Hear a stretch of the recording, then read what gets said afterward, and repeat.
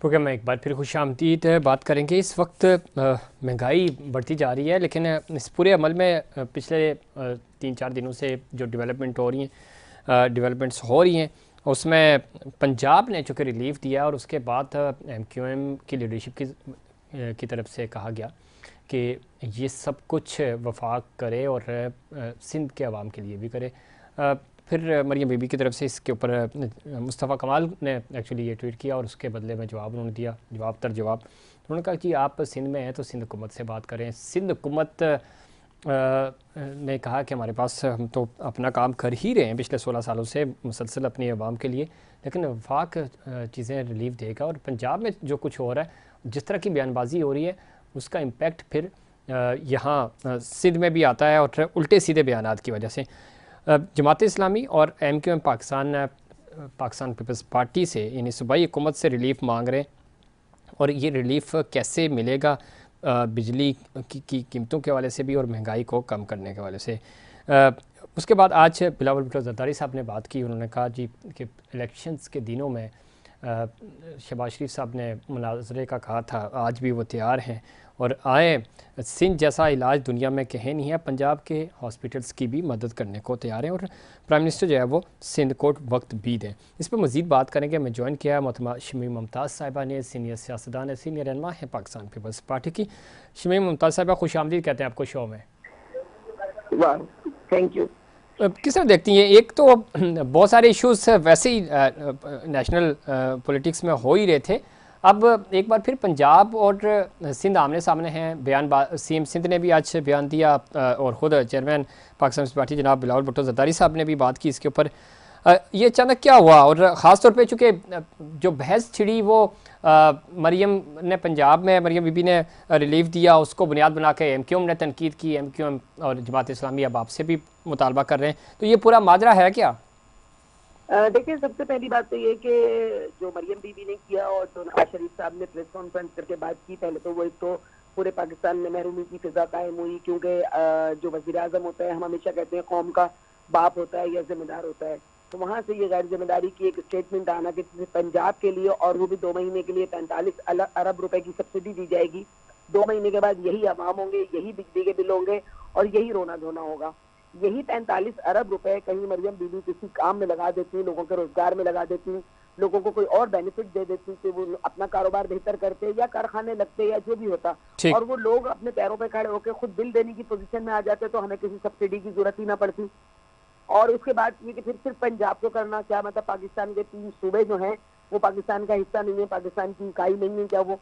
तो ये जो महरूमी का है इसको दूर होना चाहिए था। और अगर MQM या जमात इस्लामी या जो भी कोई बात कर रहा है, जमात इस्लामी को तो खैर एक तरफ रख दें, वो तो किसी ना किसी की हमेशा बी टीम होती है। इस्लामाबाद से आए तो 3 रुपए ज्यादा करवा के आ गए थे बिजली के बिलों में, तो अल्लाह ही रहम करे उनके ऊपर। लेकिन जहाँ तक MQM की बात है या पाकिस्तान पीपल्स पार्टी की बात है, तो कोई दो राय नहीं है कि जो भी ऑर्डर होता है, जो भी कानून बनता है, जो भी स्कीम बनती है, वो पूरे पाकिस्तान के लिए बनती है। लेकिन ये 2 महीने की सब्सिडी वाली स्कीम सिंध गवर्नमेंट को तो मंजूर नहीं होगी, क्योंकि 45 अरब रुपए हम यहाँ निकालेंगे तो जो ये अर्बन फ्लड और ये जो आसमानी आफात और वो सब कुछ आई हुई है, तो क्या हम अपने आवाम को भूखा मार दें या अपने आवाम को हम फलाह और बहबूद पे पैसे ना खर्च करें?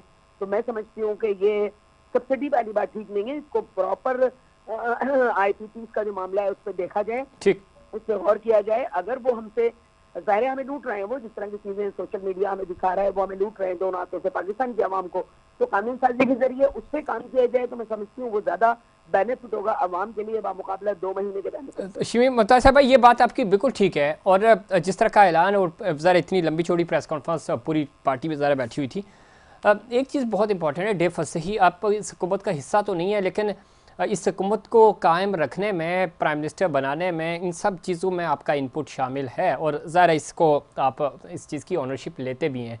तो क्या वजह है कि मौजूदा हुकूमत जब जब कोई डिसीजन लेती है, आपको पता है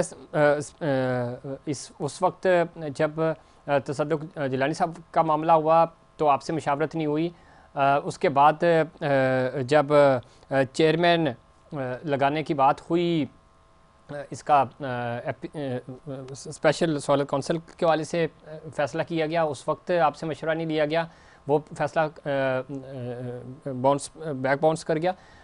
क्या वजह है? और अब पंजाब में जब अनाउंसमेंट की बात हुई तो बाकी सूबों को के जो चीफ मिनिस्टर से उनको ऑन बोर्ड नहीं लिया गया, चूँकि प्राइम मिनिस्टर थे। अगेन जो आपने शुरू में बात की कि प्राइम मिनिस्टर ज़ाहिर है चीफ हैं पूरे मुल्क के, तो उनको तमाम सूबों को साथ लेके चलना होगा। ये तो नहीं कि पंजाब में अगर उनकी हुकूमत है तो वो सिर्फ पंजाब को ही लुक आफ्टर करेंगे। मैं बहुत लंबी चौड़ी बात नहीं करूंगी आपके लंबे चौड़े सवाल के बदले। मैं सिर्फ ये कहूंगी कि जरदारी साहब का जो सदर पाकिस्तान है और हमारे को चेयर में एक जुमला याद रखें कि जब भी नवाज शरीफ की गवर्नमेंट आती है तो जब तकलीफ में होते हैं तो पैरों में बैठते हैं, और जब सर पे चढ़ते हैं तो फिर गले गले गले और गिरबान पकड़ते हैं। तो ये वही वाली बात है कि अगर जरदारी साहब की बात को समझें तो अब ज़ाहिर हुकूमत बन गई है, जो उनके मकासद थे वो पूरे हो गए, तो अब उनको मशावरत की शायद वो समझते हैं ज़रूरत नहीं है। हालांकि उनको पता है कि जो एतमाद का वोट है वो हमारे साथ मिलके ही इस गवर्नमेंट ने लिया है। अगर हम हट गए तो ये गवर्नमेंट कहाँ खड़ी होगी। हमारा मकसद इस वक्त फवाइद उठाना नहीं है पाकिस्तान पीपल्स पार्टी का। हमारा मकसद है जमहूरियत को डिरेल ना होने देना, क्योंकि हमने खून बहाया है, हमारे लीडरों ने कुर्बानियां दी हैं और शहादतें हासिल की हैं इस पाकिस्तान को बचाने के लिए और इसमें जमहूरी निज़ाम को कायम करने के लिए। लेकिन अगर कोई ये समझता है कि वो अकेला यहाँ पे कुछ कर सकता है तो फिर वही अंजाम होगा कि फिर कोई शख्स खून मारेगा और 3 महीने के बाद पे आके 11 साल हुकूमत करेगा और पाकिस्तान के अवाम जहाँ खड़े हैं वहीं खड़े रहेंगे। तो मैं ये समझती हूँ कि इस वक्त उनको होश के नाखून लेने चाहिए नवाज गवर्नमेंट को। हम उनके साथ पॉलिसी का हिस्सा नहीं है। हमने सिर्फ उनको इसलिए एतमाद का वोट दिया है कि हम पाकिस्तान में इस्तेकाम चाहते हैं, मुआशी इस्तेकाम चाहते हैं, गुर्बत को मिटाना चाहते हैं, बेरोजगारी को ख़त्म करना चाहते हैं, महंगाई पर काबू पाना चाहते हैं। हमने इसलिए उनको अपने साथ रखा है या हम उनके साथ खड़े हुए। लेकिन जहां मेरा चेयरमैन बिलावल भुट्टो ये समझेगा कि अब उनको हमारी उन पॉलिसियों पे चलने की जरूरत नहीं है, तो जाहिर है हम बिल्कुल सोचेंगे कि हमारा रास्ता फिर उनसे अलग होना चाहिए, जुदा होना चाहिए। और ये फैसला चेयरमैन साहब बाखूबी कर सकते हैं क्योंकि वो किसी के दबाव में नहीं है। ठीक, शमी मुमताज़ साहब आपने दुरुस्त कहा, लेकिन 4 दफ़ा आप इनके साथ सपोर्ट करते रहे, सपोर्ट किया है जिस तरह आपने ख़ुद जिक्र भी किया, और मकसद सिर्फ ये है कि लार्जर इंटरेस्ट में तो अवाम ने वोट आपको दिए थे और उन्हीं अवाम के ऊपर अब महंगाई बम्प गिराया जा रहा है हर तरह का। सिर्फ पंजाब की बात नहीं, सिंध की बात नहीं हो रही, पूरे पाकिस्तान में, और चाहे पंजाब हो, KP या बलूचिस्तान हो, सिंध हो। तो वोटर्स तो आपको हर जगह से वोट पड़े हैं ना, तो ये ज़िम्मेदारी भी अब आप पे आती है कि आपके वोट से वो इक़्तिदार में हैं और गलत पॉलिसियाँ नाफिज कर रहे हैं। तो क्या कोई बड़ी तहरीक जिस तरह अपोजिशन दूसरी जमातें जो हैं वो कर रही हैं, आप ज़रा अपोजिशन में नहीं है अगेन, लेकिन आप सपोर्ट कर रहे हैं हुकूमत को बड़े जो मोटिव्स हैं उसके ऊपर, तो क्या आप उनके साथ जाने को तैयार होंगे? आप सड़कों पे आएंगे? ये जो जुमले हैं ना, हम ये इसमें मत लीजिएगा कि हर हुकूमत ये कहती है कि जो गया है वो छोड़ के गया है। ये पाकिस्तान की आवाम बहुत बाशऊर हो गई है और मेरे सिंध की आवाम माशाल्लाह उससे ज्यादा बाशऊर है कि IMF के जो कर्जे वो 3.5 साल में लिए गए, और जिस तरह IMF के हाथों हमें हमारे स्टेट बैंक को बेचा गया, हमारी और चीजों को बेचा गया, तो इस वक्त कौन रूल कर रहा है पाकिस्तान पे? आप क्या समझते हैं कि पाकिस्तान पे रूल करने वाले हम लोग हैं? हम IMF के मोहताज हैं। शहबाज शरीफ साहब ने कहा कि बजट जो है हम उनकी मर्जी से और उनकी हिसाब से हमने बनाकर पेश किया है। तो जब ये सूरत हाल होगी कि हम मकरूज हैं IMF के, इस हद तक जाके नियासी गवर्नमेंट ने हमें उनके कदमों में डाल दिया, तो उसके बगैर कोई चारा ही नहीं है। उसका चारा बस यही है कि एक तो हम सादगी की तरफ जाएं। हम जो है वो मुल्क में, मेरी जाती राय ये है एज ए पॉलिटिशियन और एज ए पाकिस्तान पीपल्स पार्टी की एक अदना कारकुन के, कि हमें इस वक्त जाना चाहिए कि VIP कल्चर को खत्म करें हम, चाहे कोई भी गवर्नमेंट हो, चाहे सिंध गवर्नमेंट हो, पंजाब गवर्नमेंट हो या फेडरल गवर्नमेंट हो। हमें एक इमरजेंसी नाफिज करनी चाहिए पूरे मुल्क में और अपनी तमाम आसाइशों को पसे पुस डालकर हमें सबसे पहले IMF का तौक जो है वो अपने गले से निकालना चाहिए हमें, ताकि हम अपने अवाम को वो सहूलियात दे सकें जिसका वादा पाकिस्तान पीपल्स पार्टी करती रही है। और इंशाल्लाह मेरा चेयरमैन उसी पर कारबंद है और यकीनन हम कोई ना कोई जल्द फैसला करेंगे अपनी अवाम की फलाह के लिए, क्योंकि हम अवाम को इस चक्की में पिस्ता हुआ नहीं देख सकते। ठीक, अच्छा शमीम मुमताज़ साहब, अब आखिरी सवाल आपसे, इसमें तो कोई शक नहीं है और ये एक लंबी बहस है कि कौन IMF के पास गया, किसकी पॉलिसीज़ ठीक थी या गलत थी, लेकिन जो सिंध की हद तक, मैं चूँकि आप सिंध की नुमाइंदगी भी कर रही हैं, तो सिंध की हद तक अगर मैं आपसे पूछूं, इसमें तो कोई शक नहीं, पाकिस्तान पीपल्स पार्टी 16वां साल है आपको ज़रा इक़्तिदार में, प्राइवेट पार्टनरशिप प्रोग्राम्स आपने सबसे ज़्यादा आपने इंगेज किए हैं और उसका फ़ायदा भी ज़ाहिर आपको हुआ और यही वजह है कि आपको चौथी दफ़ा इक़्तिदार मिला। ये चीज़ तो चाहे IMF तो मना नहीं करता ना कि आप अपनी प्रोडक्शन साइड बढ़ाएं, आप टूरिज़म के ऊपर फोकस करें, आप कल्चर को फ़रोग दें, क्रॉस कल्चर के ऊपर काम करें, आप IT सेक्टर को डेवलप करें, ताकि आपके पास रेवेन्यू जनरेट हो सके। ये चीज़ सूबाई सतह पर और वफाकी हुकूमत इसके ऊपर फोकस क्यों नहीं कर रही, जिसके अंदर बहुत कम इन्वेस्टमेंट है और आप दूसरी कंपनीज़ को प्राइवेट पार्टनरशिप के तौर पर हुकूमतें अगर थोड़ा सा माहौल दें तो आप फंड जनरेट कर सकते हैं, सूबे तरक्की कर सकते हैं, वफाक तरक्की कर सकता है।